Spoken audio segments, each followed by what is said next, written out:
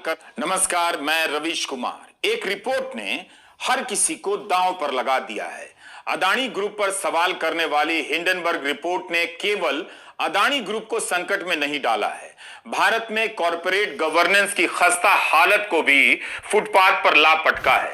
हमारा सवाल साधारण है, अदानी ग्रुप के खंडन के बाद भी उसके शेयरों के दाम तीसरे दिन भी क्यों गिरे हैं?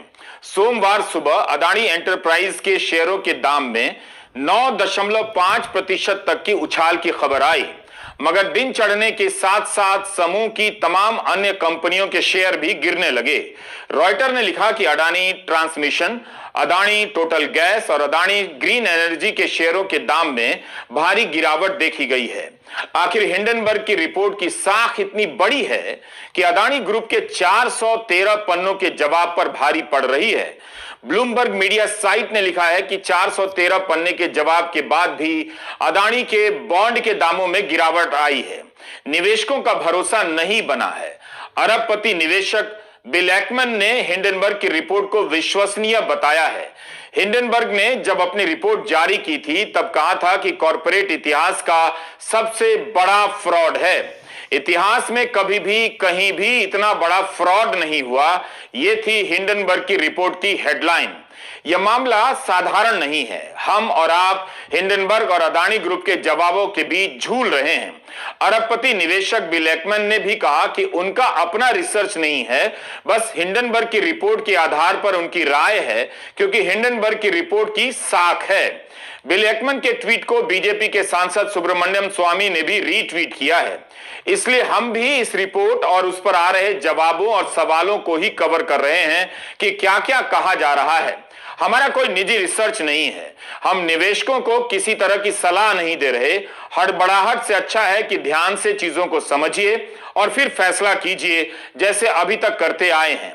हमारा सवाल है कि आखिर हिंडनबर्ग की रिपोर्ट पर निवेशक क्यों भरोसा कर रहे हैं, अदानी ग्रुप के जवाबों पर भरोसा क्यों नहीं कर रहे हैं?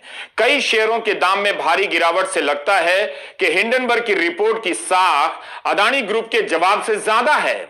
ऐसा होना अदानी ग्रुप के साथ साथ भारत के कॉरपोरेट गवर्नेंस से जुड़ी तमाम संस्थाओं को कटघरे में ला खड़ा करता है। भारत के शेयर बाजार में जो कंपनी कारोबार करती है उस पर सेबी नाम की संस्था नजर रखती है ताकि निवेशकों के साथ कोई फ्रॉड ना हो। सेबी का हिंदी नाम भारतीय प्रतिभूति और विनिमय बोर्ड है। सेबी को आगे आकर बोलना चाहिए कि उसने अदानी ग्रुप के रिकॉर्ड देख लिए हैं, हिंडनबर्ग की रिपोर्ट सही नहीं है। सेबी को कहना चाहिए कि उसकी निगरानी में कोई कंपनी इतना बड़ा फ्रॉड नहीं कर सकती है। हिंडनबर्ग की रिपोर्ट में लगाए गए आरोप भले अदानी समूह पर हैं, लेकिन इसकी छाया सेबी से लेकर वित्त मंत्रालय पर भी पड़ती है। वित्त मंत्री निर्मला सीतारमण कॉरपोरेट कार्यों की मंत्री हैं। उन्हें भी सामने आकर बोलना चाहिए कि अदानी के कॉरपोरेट गवर्नेंस में कोई खोट नहीं है, 100% कंपनी है। 24 जनवरी को हिंडनबर्ग की रिपोर्ट आते ही अदानी ग्रुप ने इसका खंडन कर दिया था, मगर वो संक्षिप्त जवाब था। अब 413 पन्नों का जवाब आया है। हिंडनबर्ग की रिपोर्ट 106 पन्नों की है और उसमें 88 प्रकार के गंभीर आरोप लगाए गए हैं। अदानी ग्रुप ने सभी आरोपों को खारिज करते हुए कहा कि इस रिपोर्ट के जरिए भारत पर हमला करने का प्रयास हुआ है। हमारा आज का वीडियो बहुत लंबा होने जा रहा है, इसलिए ध्यान से और धीरज के साथ देखते चलिएगा। आप देख रहे हैं रवीश कुमार ऑफिशियल। आप इसे YouTube के साथ साथ फेसबुक पर भी देख सकते हैं। हिंडनबर्ग की रिपोर्ट अगर भारत पर हमला है तब तो वित्त मंत्री के साथ साथ राष्ट्रीय सुरक्षा सलाहकार को भी बोलना चाहिए। मेरी राय में आर्थिक सुरक्षा भी राष्ट्रीय सुरक्षा है। इसके लिए अलग से राष्ट्रीय आर्थिक सुरक्षा सलाहकार का नया पद होना चाहिए ताकि एक ही आदमी को दोनों काम ना करने पड़े। बस राष्ट्रीय आर्थिक सुरक्षा सलाहकार किसी कंपनी का लोगो पहनकर न आए, इसका ध्यान रखा जाए। अगर अदानी ग्रुप के अनुसार यह भारत पर हमला है तब तो प्रधानमंत्री मोदी को भी राष्ट्र के नाम संदेश देना चाहिए। रक्षा मंत्री को भी प्रेस कॉन्फ्रेंस करनी चाहिए। हमले के वक्त सबको एकजुट हो जाना चाहिए। क्या भारत पर हमला बताकर अदानी ने सब पर जवाबदेही डाल दी है कि अब मेरा बचाव कीजिए? अंबानी के चैनलों पर भी अदानी ग्रुप पर हो रहे हमले का जवाब दिया जा सकता है। व्हाट्सएप यूनिवर्सिटी और सोशल मीडिया पर आईटी सेल तमाशा रच रहा है कि हिंडनबर्ग की रिपोर्ट पर यकीन करने वाले भारत की आर्थिक तरक्की के विरोधी हैं। उन्हें भारत की कंपनी पर भरोसा नहीं, अमेरिका की रिसर्च कंपनी की रिपोर्ट पर भरोसा हो गया है। फिर भारत सरकार को बोलना ही चाहिए। गजब ही है, पहले आईटी सेल बोलता है कि भारत पर हमला है, फिर अदानी ग्रुप के जवाब में यही बात आती है कि भारत पर हमला है। क्या यह बड़ा सवाल नहीं है कि भारत के नियम कानून के तहत बनी इतनी बड़ी कंपनी के जवाब पर हिंडनबर्ग की रिपोर्ट भारी पड़ गई? अदानी ने नजरअंदाज नहीं किया बल्कि जवाब देना पड़ा है। तीसरे दिन शेयरों में गिरावट देखी गई है। 24 जनवरी को रिपोर्ट आने के बाद अदानी समूह के शेयरों के भाव में 50 अरब डॉलर की गिरावट बताई गई। यह गिरावट क्यों हुई? आज का हिसाब इसमें शामिल नहीं है कि कितने बिलियन डॉलर का गिरा है। यही नहीं, फोर्ब्स की सूची में अमीर साहब दुनिया के तीसरे नंबर के अमीर से 7वें नंबर के अमीर हो गए हैं। क्या हिंडनबर्ग की रिपोर्ट की इतनी साख है कि लोगों ने उस पर ज्यादा भरोसा किया? This is too much if not that much. Adani group के chief financial officer Jugeshinder Robbie Singh ने जब सफाई का यह वीडियो जारी किया तब उनके बगल में हमारा प्यारा तिरंगा भी नजर आया, जैसे राष्ट्रपति और प्रधानमंत्री के राष्ट्र के नाम संदेश के समय होता है। उम्मीद है इसे दोहराया नहीं जाएगा, वरना इससे प्रेरित होकर किसी दूसरे देश की कंपनी का मालिक हिंडनबर्ग की रिपोर्ट के बाद सेना की वर्दी में आ जाएगा। अगर उसके पास अपना चैनल हुआ तो सेना की वर्दी में न्यूज पढ़ने लगेगा। ध्यान रहे, हम किसी दूसरे देश की कंपनी की बात कर रहे हैं। पता चला कि उस देश के निवेशकों के पैसे भी डूब रहे हैं और कंपनी के मालिक को सलामी देनी पड़ रही है। Do you get my point? मेरा सवाल भारतीय निवेशकों से है, आप तो अपने ही हैं। आपने हिंडनबर्ग की रिपोर्ट पर क्यों भरोसा किया? कम से कम घर से और पैसा लगाकर भारत की खातिर शेयरों के दाम को डबल कर देना था। जब आप 125 रुपए लीटर पेट्रोल खरीद सकते हैं भारत के लिए, तो यह काम क्यों नहीं कर सकते? जाहिर है सीएफओ जुगशिंदर रॉबी सिंह जी तिरंगा के साथ बताना चाहते होंगे कि वे सच्चे देशभक्त हैं। तिरंगा बगल में हो तो झूठ का सवाल ही नहीं। वैसे उन्हें फिल्मों की तरह गीता पर हाथ रखकर शपथ लेनी चाहिए थी कि जो भी कहूंगा, सच के सिवा कुछ ना कहूंगा। आखिर निवेशकों ने अदानी ग्रुप की सफाई पर क्यों नहीं भरोसा किया?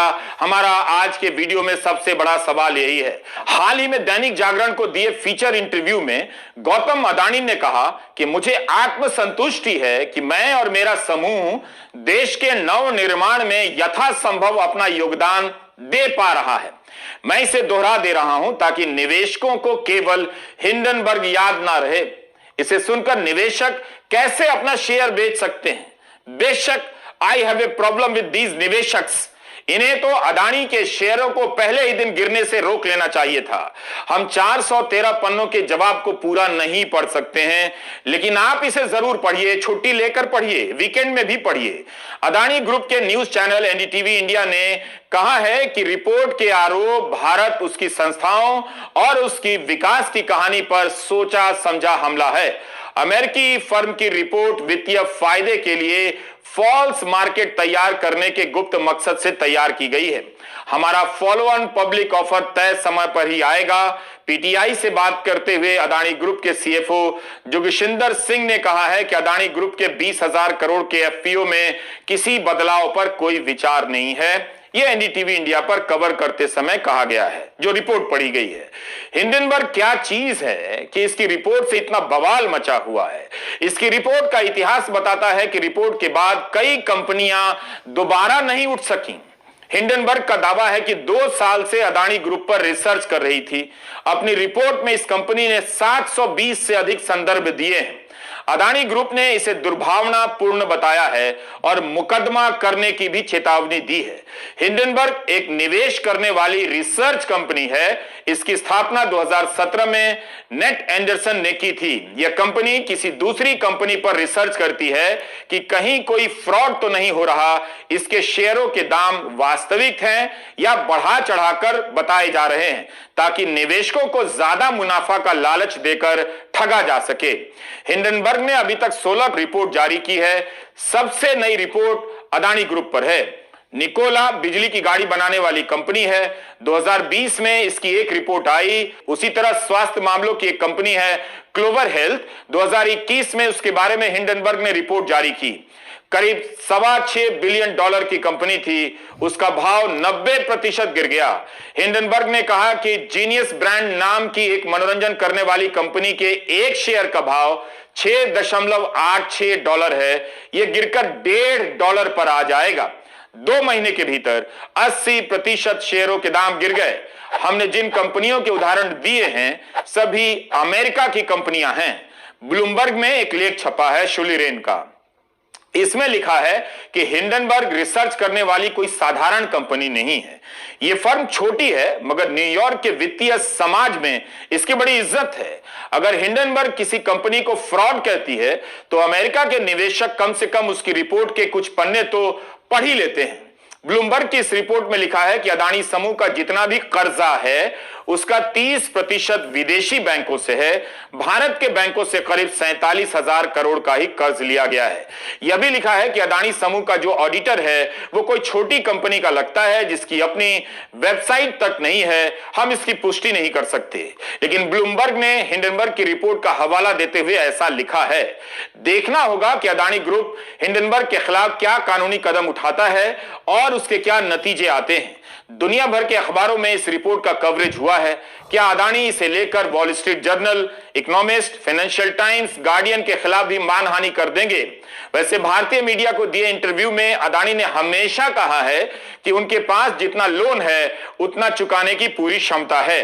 ₹100 का लोन है तो ₹100 चुकाने की क्षमता है। अदानी ग्रुप जब हिंडनबर्ग की रिपोर्ट को लेकर कोर्ट में जाएगा तब वहां भी सवाल उठेंगे और सबूत मांगे जाएंगे। इसलिए इस पूरे मामले में यह बड़ा मोड़ हो सकता है। अगर यह कंपनी भारत पर हमला कर रही है तो इस कंपनी ने अमेरिका की कंपनियों को भी नहीं छोड़ा है। अमेरिका के अलावा चीन की कंपनी का भी घोटाला उजागर कर दिया है। 2018 में चीन की एक कंपनी है Yangtze river fort and logistic, इसका $2 अरब का मार्केट कैप था। हिंडनबर्ग ने अपने रिसर्च में बताया कि इस कंपनी ने जिन संपत्तियों के होने के दावे किए हैं वो दरअसल उनके पास नहीं है। होता है ना भारत में कई बार, प्लॉट दिखाकर फ्लैट का पैसा ले लिया और बाद में पता चला प्लॉट उस बिल्डर का था ही नहीं।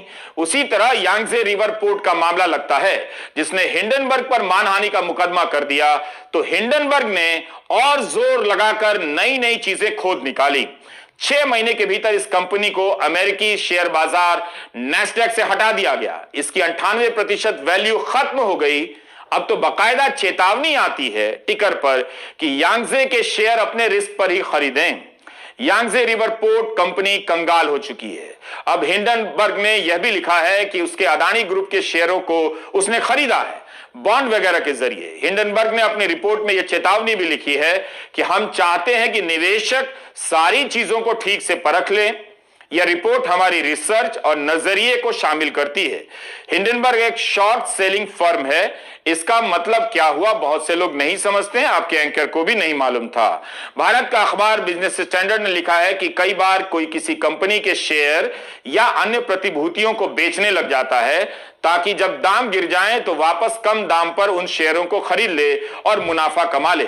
इसे निवेश करने की रणनीति के तौर पर देखा जाता है। कुछ ऐसा करो कि शेयरों के दाम गिरा दो और फिर खरीद लो टाइप से। अदानी ग्रुप ने हिंडनबर्ग पर यह भी आरोप लगाया है कि इस कंपनी ने फ्रॉड रिपोर्ट जारी कर अपना पैसा बना लिया और निवेशकों का पैसा डुबो दिया। इस जवाब के बाद भी हिंडनबर्ग की रिपोर्ट को अब तक का इतिहास बताता है कि निवेशक उस पर ही भरोसा कर रहे हैं। हिंडनबर्ग ने अभी तक अपनी रिपोर्ट में अमेरिकी और चीनी कंपनियों की पोल खोली है। पहली बार लगता है किसी भारतीय कंपनी पर हाथ डाला है। तो यह भारत के खिलाफ हमला कैसे है? हिंडनबर्ग की रिपोर्ट में लगाए गए आरोप किसी अदालत में साबित नहीं हुए हैं। फिर उसकी इतनी विश्वसनीयता कि कंपनी के शेयरों के दाम गिरने लग गए। ऐसा भी नहीं है कि अदानी ग्रुप पर सवाल करने वाली यह कोई पहली मीडिया रिपोर्ट है, बिल्कुल ऐसा नहीं है। भारत में ही प्रॉन्जय गुहा ठाकुरता और रवि नायर ने भी अदानी ग्रुप की कथित खामियों पर रिपोर्ट की है। तब तो शेयरों के दाम कहीं नहीं गिरे। इस बार ही क्यों गिर रहे हैं? क्या यह वाकई भारत पर हमला हो रहा है? हाल ही में वॉशिंगटन पोस्ट में नेहा मसीह, अनंत गुप्ता और जेरी शी ने रिपोर्ट की थी तब भी शेयरों के दाम नहीं गिरे। रवि नायर की रिपोर्ट एशिया टाइम्स में छपी, उनके खिलाफ दिल्ली पुलिस ने गिरफ्तारी का वारंट जारी कर दिया। रवि नायर ने ट्वीट किया है कि अदानी समूह ने उनके खिलाफ मानहानि का मुकदमा दायर किया है। परंजय गुहा ठाकुरता ने इकोनॉमिक एंड पॉलिटिकल वीकली और द वायर में अदानी ग्रुप को लेकर रिपोर्ट लिख दी, उन पर भी मानहानि का मुकदमा हुआ। इसी के चलते इकोनॉमिक एंड पॉलिटिकल वीकली से उन्हें इस्तीफा देना पड़ा। द वायर और न्यूज क्लिक पर भी मुकदमे हुए हैं। वैसे इंडिया टुडे से गौतम अदानी ने कहा था हाल के इंटरव्यू में कि उनके लिए मैसेंजर नहीं, मैसेज महत्वपूर्ण है। यानी इसका मतलब यही हुआ कि पत्रकार से नाराज नहीं होते हैं, बल्कि रिपोर्ट पर अपना विचार रखते हैं। रवि नायर और परंजय गुहा ठाकुरता ध्यान से इसे सुन सकते हैं। इंडिया टुडे से गौतम अदानी ने कहा कि आलोचनाओं को मैं खुले दिमाग से लेता हूं। मेरे लिए मैसेंजर से ज्यादा महत्वपूर्ण मैसेज है। मैं दूसरे के विचार को हमेशा समझने का प्रयास करता हूं। मैं जानता हूं कि मैं परफेक्ट नहीं हूं, ना ही हमेशा सही हूं। हर आलोचना मुझे अपने में सुधार करने का नया अवसर देती है। तभी तो अदानी जी ने 413 पन्नों के जवाब हिंडनबर्ग रिसर्च संस्था को भेजे हैं, जिससे पता चलता है कि उनके लिए वाकई इस वक्त मैसेंजर से ज्यादा मैसेज महत्वपूर्ण है, यानी रिपोर्ट महत्वपूर्ण है। लेकिन हिंडनबर्ग ने लिखा है कि 2021 में अदानी कोर्ट गए थे ताकि एक यूट्यूबर उनके खिलाफ कुछ ना बोल सके और उसके बोलने पर पाबंदी लगा दी जाए। अदानी समूह के 413 पन्नों के जवाब के बाद हिंडनबर्ग ने बयान जारी किया है और कहा है कि राष्ट्रवाद के नाम पर आप फ्रॉड पर पर्दा नहीं डाल सकते। इस भारी भरकम जवाब में हमारे मुख्य आरोपों को नजरअंदाज किया गया है। अदानी ग्रुप ने दावा किया है कि हिंडनबर्ग ने प्रतिभूति और विदेशी विनिमय कानूनों का गंभीर उल्लंघन किया है, मगर अदानी ने नहीं बताया है कि कौन से कानून है जिनका हमने उल्लंघन किया है। इसके बाद भी हम इस गंभीर आरोप का खंडन करते हैं। हिंडनबर्ग ने यह भी कहा है कि आप राष्ट्रवाद का नाम लेकर मूल सवालों से नहीं बच सकते। अदानी ग्रुप अपनी बेतहाशा तरक्की को भारत की तरक्की के साथ मिलाने का प्रयास कर रहा है, जिससे हम सहमत नहीं हैं। हम मानते हैं कि भारत एक धड़कता हुआ लोकतंत्र है और उसका भविष्य रोमांचक है, लेकिन हमारा यह भी मानना है कि भारत के इस सुनहरे भविष्य का चक्का अदानी ग्रुप जाम कर रहा है। जो देश को लूट तिरंगा का सहारा ले रही है उसकी कंपनियां, यह सब हिंडनबर्ग के जवाब में लिखा है। हिंडनबर्ग का कहना है कि 413 पन्नों के जवाब में काम के केवल 30 पन्ने ही हैं। हमने अपनी रिपोर्ट में 88 सवाल उठाए, 62 सवालों के जवाब नहीं मिले हैं। बेशक कुछ सवालों के अदानी समूह ने जवाब दिए हैं जो हमारी ही जांच की पुष्टि करते हैं। अदानी समूह ने अपने जवाब में कहा है कि हिंडनबर्ग ने 88 आरोप लगाए, इनमें से 65 के बारे में सारी जानकारियां अदानी समूह के पोर्टफोलियो में पहले से ही दी गई हैं। बाकी के 23 सवालों में से 18 सवालों के संबंध पब्लिक शेयर होल्डर से हैं और थर्ड पार्टी से हैं। बाकी के 5 बेबुनियाद आरोप हैं। हम जोर देकर कह रहे हैं कि सभी नियमों का पालन करते हैं। हम अपने निवेशकों के हितों की हर स्तर पर रक्षा करते हैं। अदानी ग्रुप का कहना है कि हिंडनबर्ग की रिपोर्ट भारत पर हमला है, लेकिन हिंडनबर्ग ने अपनी रिपोर्ट में चीन के कारोबारी और अदानी ग्रुप को लेकर गंभीर आरोप लगा दिए हैं। हिंडनबर्ग ने अपनी रिपोर्ट में कहा है कि अदानी ग्रुप के चीनी नागरिक चैंग चुंग लिंग से क्या संबंध है, इस पर सफाई नहीं आई है। हिंडनबर्ग का दावा है कि दोनों के बीच कथित रूप से कई तरह के संबंध हैं। हमने पूछा है कि चैंग चुंग लिंग का अदानी ग्रुप के साथ क्या संबंध है, विनोद अदानी के साथ क्या संबंध है। यह बेहद महत्वपूर्ण मामला है, केवल शेयर धारकों के लिए नहीं बल्कि भारत की राष्ट्रीय सुरक्षा के लिए भी, क्योंकि चैंग चुंग लिंग की एक इकाई का संबंध अगुस्ता वेस्टलैंड घोटाले से भी रहा है। चैंग चुंग लिंग के बेटे को कथित रूप से अदानी ग्रुप के एक प्रोजेक्ट में ठेका मिला हुआ है। हिंडनबर्ग की रिपोर्ट में अदानी के भाई की शेल कंपनियां होने का दावा किया गया है। आरोप लगाया गया है कि विनोद अदानी से जुड़ी ऑफशोर शेल कंपनी में अरबों डॉलर रुपए कहां से आ गए। इसके जवाब में अदानी ग्रुप ने कहा कि हमें सोर्स की जानकारी नहीं है और ना ही हमारा जानना काम है कि उनके फंड का सोर्स क्या है। कमाल है। हिंडनबर्ग का कहना है कि अदानी समूह ने पेज नंबर 41 पर कहा है कि विनोद अदानी के बिजनेस डीलिंग और लेन देन पर कुछ नहीं कहना है। तो क्या हम यह मान लें, हिंडनबर्ग का कहना है, तो क्या हम यह मान लें कि गौतम अडानी को पता ही नहीं कि विनोद अडानी ने अडानी समूह में इतना सारा पैसा लगा दिया और उन्हें यह भी पता नहीं कि पैसा आया कहां से। मॉरिशस से चल रही कंपनियों और उनकी भूमिका का भी जिक्र है, जिन्हें अलग से विस्तार से समझने की जरूरत है। सवाल यही है कि क्या गौतम अडानी इन 413 पन्नों के जवाब के सहारे हिंडनबर्ग की रिपोर्ट को चुप करा देंगे? अभी तक हिंडनबर्ग ने जितनी कंपनियों के कच्चे चिट्ठे खोले हैं वो बर्बाद हो गई। क्या गौतम अडानी इस ट्रेंड को बदल देंगे? क्या अडानी कॉरपोरेट के बीच की इस प्रतिस्पर्धा के शिकार हो रहे हैं? अगर ऐसा है तो अडानी को ही बताना चाहिए कि उन्हें टारगेट करने के पीछे हिंडनबर्ग के अलावा कौन सी कंपनी हो सकती है। अडानी ग्रुप ने जब 413 पन्नों का जवाब दिया तब उनके चैनल एनडीटीवी पर कवरेज हुआ है। इससे पहले आलोचना हो रही थी कि रिपोर्ट आने के बाद एनडीटीवी पर खबर नहीं चली है। आज अडानी ग्रुप और हिंडनबर्ग का पक्ष दिखाया गया है। अडानी समूह ने कहा है कि हिंडनबर्ग ने यह रिपोर्ट जनता की भलाई के लिए नहीं निकाली है, बल्कि अपनी कमाई के लिए यह सब किया है। कहीं से यह रिपोर्ट तटस्थ नहीं है, ना ही गंभीर शोध है, यह अडानी ग्रुप का कहना है। याद कीजिए वे अच्छे दिन जब लोग 125 रुपए लीटर पेट्रोल के होने पर सरकार का समर्थन कर दिया करते थे कि 300 रुपए लीटर होगा तब भी भरवाएंगे। लेकिन अब उन लोगों को क्या हो गया है जो अडानी ग्रुप के शेयर बेचने लग गए? क्या शेयर बेचने वाले अलग लोग होते हैं? आज भी शेयर बाजार में अडानी ग्रुप के शेयरों के दाम गिरते ही रहे। हम कॉरपोरेट मामलों को उतनी बारीकी से नहीं समझते हैं। एक रिपोर्ट आई है, उसमें गंभीर आरोप लगे हैं, दुनिया भर में खबरें छप रही हैं, विश्लेषण हो रहे हैं, फिर भी बहुत सी बातें होती हैं जो इस वक्त सामने नहीं होंगी। हमेशा इस बात का ध्यान रखना चाहिए। सच पूछिए तो इस एंकर को हिंडनबर्ग के बारे में बहुत पता भी नहीं था, इसलिए यह वीडियो लंबा होता चला गया ताकि हम भी खुद समझते रहें। हम इस वीडियो में अडानी ग्रुप के जवाब और हिंडनबर्ग के सवाल और जवाब दोनों को भी पूरा बता रहे हैं। हिंडनबर्ग जर्मनी का एक हवाई जहाज जैसा गुब्बारा था जिसमें 100 लोग सवार किए गए, जो बीच आसमान में फट गया। इसे मानव निर्मित त्रासदी, दुर्घटना के प्रतीक के रूप में याद किया जाता है, क्योंकि इसके पहले इस तरह की कई दुर्घटनाएं हो चुकी थी, फिर भी इसे होने दिया गया। इसलिए याद दिलाने के लिए हिंडनबर्ग का नाम रखा गया है कि बार बार चेतावनी देने के बाद भी शेयर बाजार में फ्रॉड होता है और लोगों के पैसे डूब जाते हैं।